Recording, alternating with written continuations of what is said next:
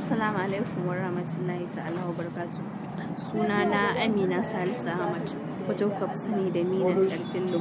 Ina mai farin cikin tallata muku sabon fim ɗin da za mu fara samu.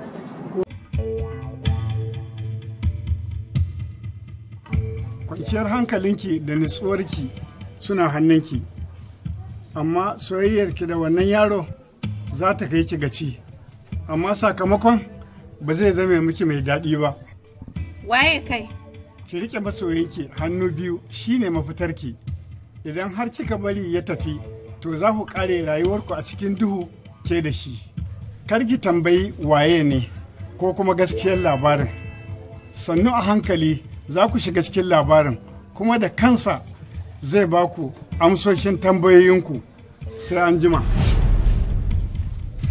A rashin sani na san ba ku sani ba. Da misalin karfe 8 na dare. Wannan fim za ku same shi a Shela Hausa TV 24. Wannan fim din zai kayatar da ku sosai, za ku ga abin al'ajabi a ciki, abin ban tausayi, yarda da kaddara, sai dai kun kalla tukunna. Sannan kada ku manta wannan fim din sunan shi A Rashin Sani. Na gode sosai da sosai masoya, kada ku bari a baku labari.